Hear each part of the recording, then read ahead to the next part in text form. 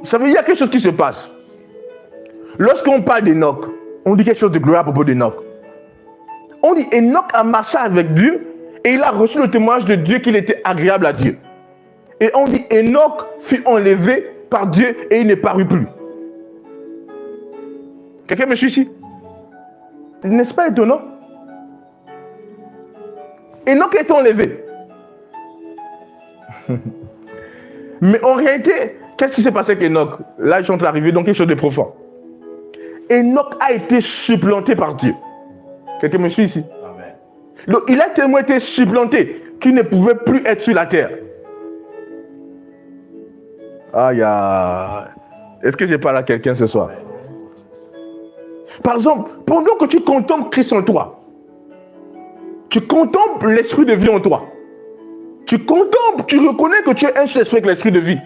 Et la vie qui est en toi supplante la mort qui est sur le corps. Ah, qui me suit ici? Amen. Aïe.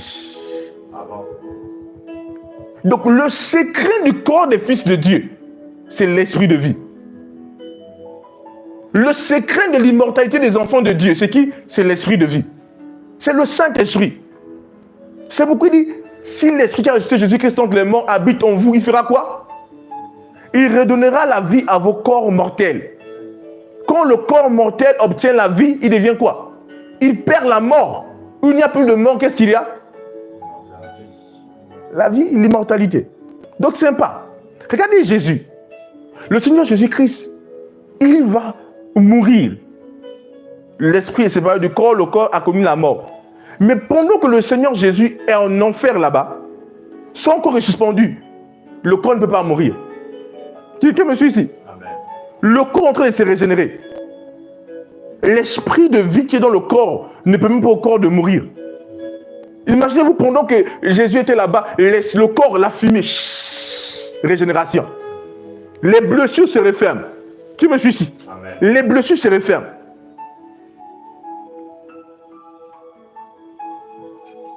Tout le monde me suit ici? J'ai envie de pousser, mais j'aimerais d'abord qu'on attrape cette première notion. Parce que nous avons commencé une nouvelle série, mais qui est la suite de la série précédente. Le secret du corps des fils de Dieu. C'est pourquoi on ne peut pas parler de l'immortalité sans parler de l'esprit de vie. Il y a des saints dans l'ancien temps qui ont cru en l'immortalité, je vous assure. Il y a des saints qui ont cru en l'immortalité. Certains n'ont pas connu de mort, mais d'autres ont cru en l'immortalité mais n'ont pas compris le secret. C'est la vérité.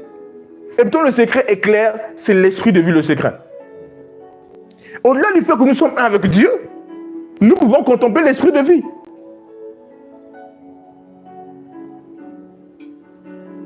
Tout le monde me suit ici? Amen.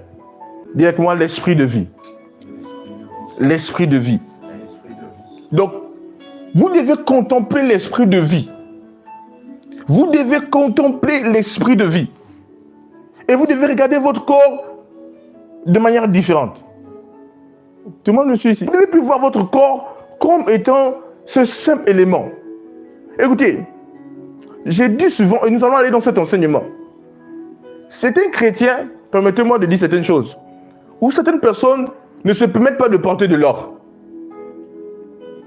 Certaines personnes ne se permettent pas de porter du diamant. Et certains pensent que leur corps n'est pas assez glorieux. En fait, ils ne méritent pas de porter des belles choses sur leur corps. Quelqu'un me suit ici? Est-ce que je peux dire quelque chose? Vous vous souvenez du temple que Salomon a bâti? Dans le temple de Salomon, il y avait l'or, le diamant et beaucoup de belles choses. Mais le temple que Salomon a construit, on disait que c'était le temple de Dieu. Mais ce temple n'est pas plus glorieux que le corps. Parce que Dieu, en réalité, n'habitait pas dans le temple là, comme il se devait. Tout le monde me suit ici.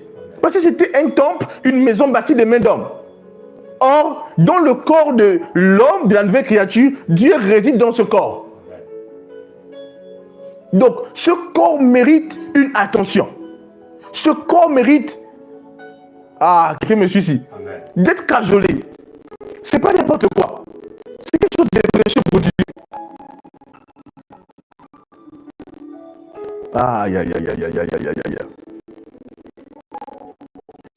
C'est